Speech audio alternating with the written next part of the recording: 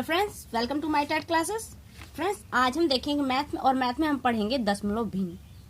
Friends, इसे जान लेते हैं कि मेरे पास एक बुकलेट है सी टेट की, आप देख सकते हैं। और यहाँ पे जो एक सवाल आया है, सेकंड पेपर है, यहाँ पे दिया है संख्या, एक संख्या है को मानक रूप में k इंटू 10 घाते n द्वारा व्यक्त किया जाता है, तो k प्लस n का मान बताना है।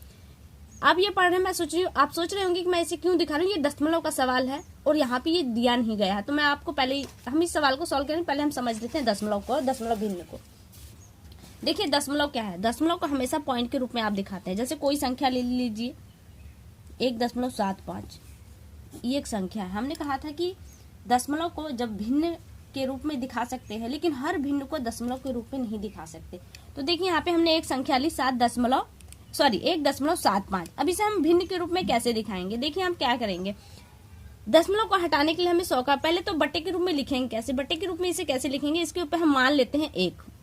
जब हमने 1 माना, अब इस दशमलव को हमको हटाना है, क्योंकि भिन्न के रूप में हम लिख रहे हैं तो दशमलव नहीं रहेगा। तो क्या करेंगे, हम इसमें कितनी संख्या का गुणा करेंगे, दशमलव हट जाए।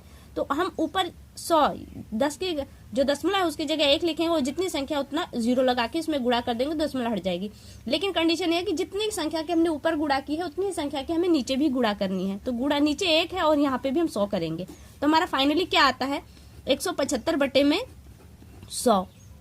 ये आपका भिन्न बन गया। लेकिन प्रॉब्लम है कि इतनी बड़ी भिन्न को अगर हम जब तक छोटे कंडीशन में लिखने के लायक होता है, हम उसे छोटा लिखते हैं। क्या हम इसे काट सकते हैं, काट देंगे तो क्या आएगा, 25 चौका 100 और 25 सत्ते 175। तो आपकी जो बटे में आ गया सवाल, वो आपका आ गया 7 बटे में 4। एक और सवाल देख लेते हैं। इसी तरह से हम दशमलव की संख्या लेते हैं 0.3।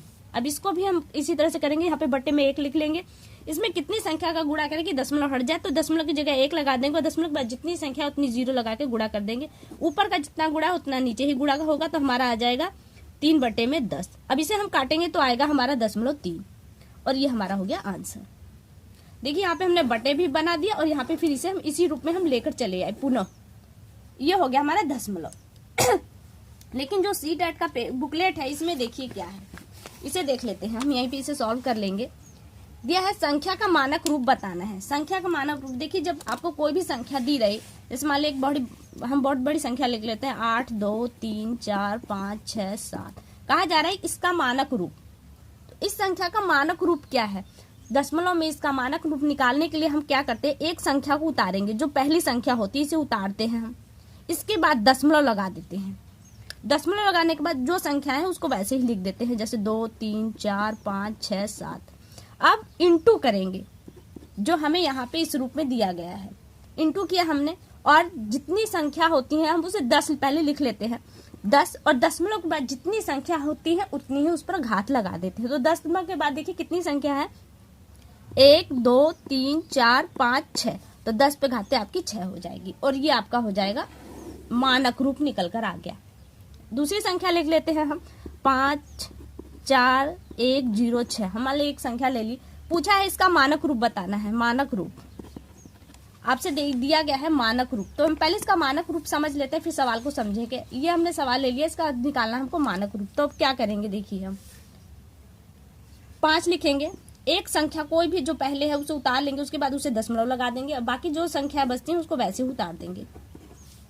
फिर इंटू करेंगे और 10 लिखेंगे, और 10 पे दशमलव के बाद हमने जितनी संख्या है उतनी घात लगा देंगे। 10 पे कितनी घात जाएंगी, 4, क्योंकि दशमलव के बाद 4 अंक है, तो यहाँ पे हमने 4 लिख दिया, और ये इस संख्या का मानक रूप हो गया। सवाल क्या है आपका सी टेट का, ये देखिए, ये दशमलव का ही सवाल है। सवाल आपका सी टेट का जो सवाल है, पूछा है इतनी संख्या को मानक रूप में ऐसे, क्योंकि मानक रूप यही है, यही लिखा ही जाता है मानक। के का मतलब यहाँ पे आपकी ये पूरी संख्या है, 10 पे घाते n जो घात आएगी। तो यहाँ पे क्या करेंगे, देखिए हमने कहा था कि पहले आप एक संख्या को उतारेंगे। आप 8 को उतार लेते हैं यहाँ पे, क्योंकि यही संख्या है, फिर दशमलव लगा देंगे, फिर जो संख्या है उसको वैसे ही लिख देंगे। 8 के बाद आपका है 2, 9, 0, 3, 0। बाकी संख्या कोई लिखे या ना लिखे, ये आपके ऊपर है, जैसा सवाल का आंसर होगा उसी के अकॉर्डिंग आप कर लेंगे। ये हो गया, और इंटू इसके मानक रूप में आप क्या करेंगे, 10 लिखेंगे और इस पे घात लगाएंगे। कितनी घात जाएगी, दशमलव के बाद जितने अंक होंगे उतनी घात चली जाएगी हमारी। 1, 2, 3, 4, 5, 6, 7, 8। तो यहाँ पे हमारा ये घात के रूप में 8 आ गया। तो यन क्या निकल कर आया हमारा 8, और के तो आप जानते हैं यही है। सवाल क्या है आपका, k प्लस n पूछा है, k प्लस n पूछा तो आपको क्यों यहीं पे उतार लीजिए, या फिर आप देख ही रहे हैं, आपके समझने के लिए मैं अलग से उतार रही हूँ, वरन यही रहेगा। और प्लस 8 है, तो 8 आप कहाँ लिखेंगे, 8 को जोड़ना है क्योंकि घात n है, n को ही 8 है, तो 8 को आप यहीं जोड़ देंगे क्योंकि प्लस के लिए आपसे कहा जा रहा है। तो आप यहाँ पे प्लस कर देंगे तो ये 8 और 8 16 हो जाएंगे, क्योंकि दशमलव के अगर दशमलव उतार के आप 0 लगाते हैं तो कोई मतलब नहीं है उसका। और ये हो गया, दशमलव उतारेंगे तो आपका 290300000 ये आ गया। तो आपका आंसर ही फाइनली क्या है, 16.2903, क्योंकि उसके बाद दशमलव को पढ़िए ना पढ़िए आप पर डिपेंड करता है। तो आपका आंसर है 16.2903। तो इसमें कौन सा आंसर आपका मैच कर रहा है, इसमें आंसर नंबर 3 आपका मैच कर रहा है, तो आपका ये आंसर हो गया। तो फ्रेंड्स मैं उम्मीद करती हूँ आपको ये समझ में आया होगा, ये इसका मानक रूप निकल गया। अब दशमलव हम यहाँ पे सोचेंगे जोड़ना घटाना कैसा, तो मैं आपको यहीं पे थोड़ा सा जोड़ना घटाना बता देती हूँ, फिर अगली वीडियो में हम इसी का गुणा और भाग भी देख लेंगे। देखिए दशमलव का जब जोड़ होता है तो आपको कोई संख्या दे जाए, जैसे 14.28 दे दीजिए प्लस 23.64, और इसका पूछा जाए कि इसका जोड़ क्या होगा, तो आप जिसका जोड़ क्या निकालेंगे, इसे स्तंभ विधि से पहले आप लिख लीजिए, क्योंकि आपको समझना है, पहले आपका लिखना जरूरी है। तो अब स्तंभ विधि से लिखेंगे तो आपका 14.28 आ जाएगा, और यहाँ पे 23.64। अब इसका लिखने का पैटर्न देख लीजिए कि संख्याएं चाहे जितनी भी हो, लेकिन दशमलव के बाद आपका दशमलव आना ही चाहिए, जैसे यहाँ पे है। तो हमने ये लिख लिया, तो इसको बाकी जैसे जोड़ने का तरीका आप सवाल को वैसे ही जोड़ लीजिए, यहाँ पे जोड़ने की जरूरत नहीं। मैं अब दूसरा सवाल आपको दिखाती हूँ। मान लीजिए 1.356 दिया है और इसी में आपको जोड़ना है 22.22। आप कैसे जोड़ेंगे देखिए दशमलव है, दशमलव लिख लीजिए 1.356। जब दूसरी संख्या आपको उतारनी हो तो आप हमेशा ध्यान दीजिए कि आपका दशमलव के नीचे ही दशमलव आना चाहिए, और दशमलव के बाद 2 अंक है तो यहाँ पे आप उन दोनों को लिखें, और दशमलव के इधर जितने अंक है आप उनको वैसे लिखेंगे। यानी कि लिखने का तरीका आपका होगा केवल दशमलव के नीचे दशमलव आने चाहिए, और बाकी जो अंक आगे पीछे होते हैं उनको छोड़ दीजिए। देखिए यहाँ पे आप कोई अंक नहीं आया, कोई मतलब नहीं है, छोड़ दीजिए। यहाँ पे कोई अंक नहीं है, कोई मतलब नहीं, आप छोड़ दीजिए। बाकी इसको जैसा है वैसा आप जोड़ दीजिए। ये आपका हो गया जोड़। और घटाने की जो कंडीशन, उसमें भी यही पैटर्न बनेगा। जैसे मान लीजिए आपसे दे गया 5.02 माइनस 4.33, ये आपको माइनस करना है, तो आप क्या करेंगे, तो देखिए आप लिखेंगे कैसे।